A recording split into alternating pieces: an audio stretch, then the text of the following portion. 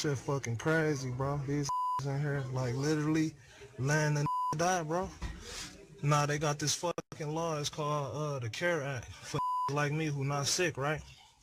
So they like laughing for real. You feel me? Because I went and talked to them. The CARE Act is for people who not a gang member, not a sexual offender, and is not on death row. If you at risk of fucking catching this shit and dying, like 3 people I know already caught this shit and died, they can send you home on home confinement, right? So I went to talk to these motherfuckers to get on home confinement. They not gonna let us on home confinement. Why? Because they gotta make money off of us, because they not gonna make no money if we at home on home confinement. So the nurse came in this bitch today. I talked to this motherfucker. This bitch tell me, motherfucking be prepared, you know, half the unit about to die in this bitch. Like, he literally told me that. They put the tent up, everything. That's where they stacking dead bodies at. This shit is not a game. I ain't on no game, plan, shit, none of this shit. Then there's one dude we came in here with.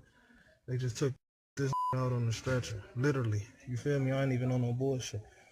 And then you can't even breathe in here, bro. You feel me? You can't even breathe. Y'all saw the motherfucking tent they had the bodies in and shit.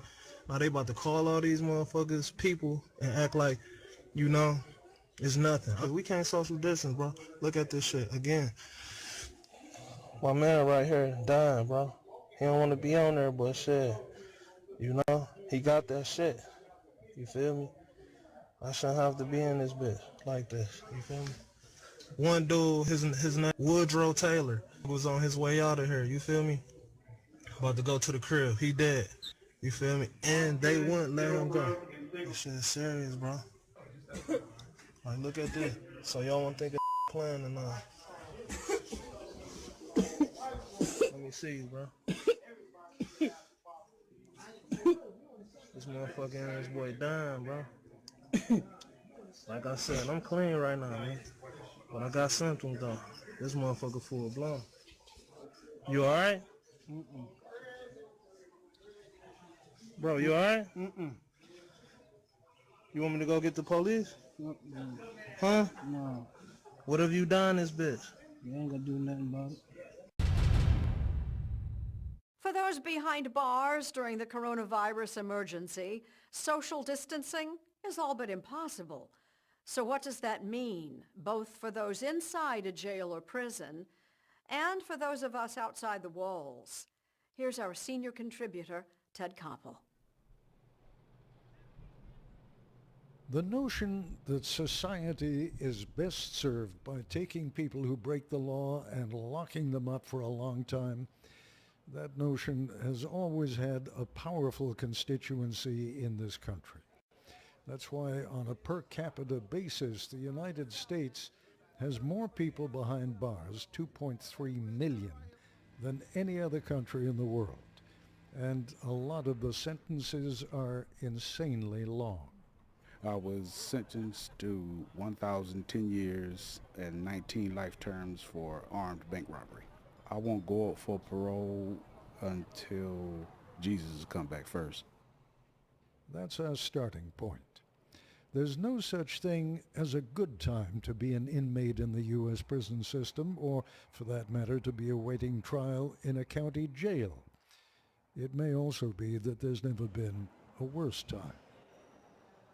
Rikers Island in New York City's East River currently holds more than 4,000 prisoners. It is a toxic breeding ground for COVID-19. Throughout all of the city's prisons and jails, the number of inmates and staff testing positive has now topped 1,000. Keep in mind that Rikers, by far the largest of them all, is a jail, not a prison. What I know from being incarcerated is that people in American prisons and jails have very little prospect at avoiding infection. Piper Kerman spent more than a year behind bars. Her memoir was adapted into the hit series Orange is the New Black. Our experiences are essential to understanding the reform that's needed. She is a passionate advocate of early release. Jail facilities typically hold people who have been arrested and have been charged with a crime but are presumed innocent. But the majority of people are eligible for bail and can return to the community, but they are too poor to pay their bail. So nobody should sit in jail just because they're poor, and especially when there is a pandemic going on. It's just looking grim. It's only a matter of time before we all get it. There is an added touch of desperation to calls coming out of jails and prisons We just in here, look. around the country these days.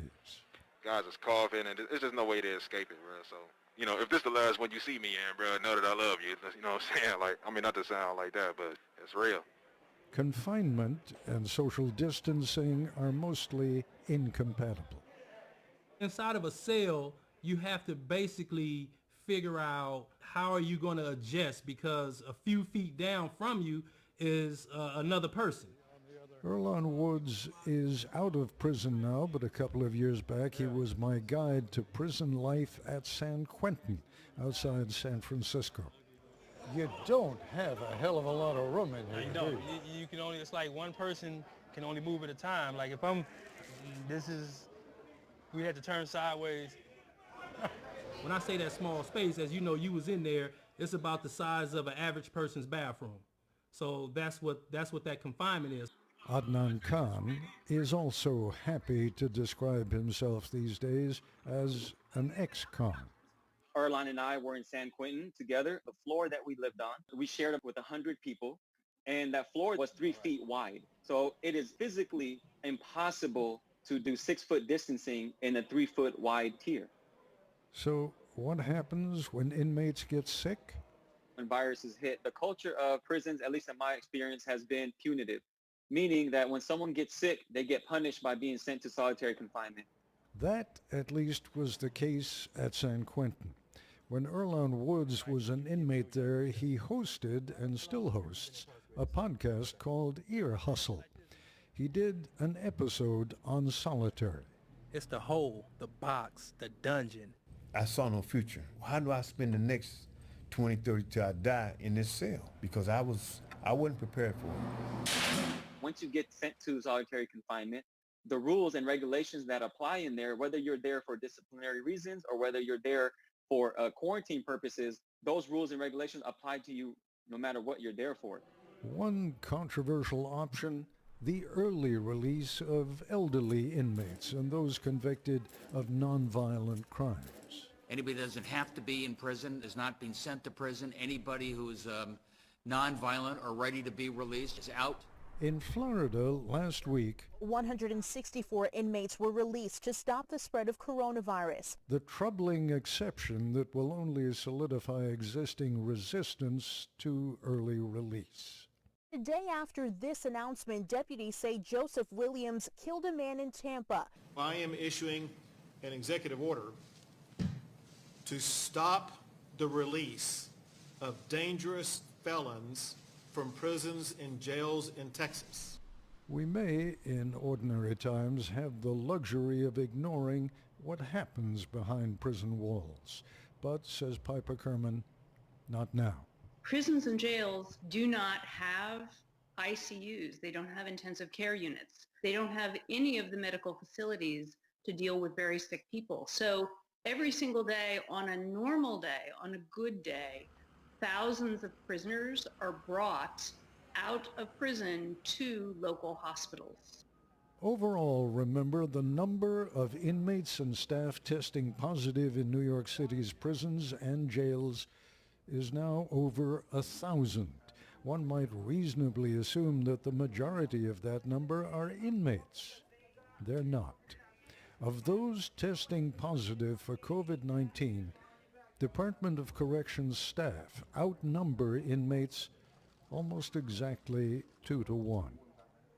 It's impossible that staff will not become infected and that their own families and their own communities are not going to experience the spread of coronavirus outside of prisons and jails, because an outbreak behind bars is going to spread to the outside community.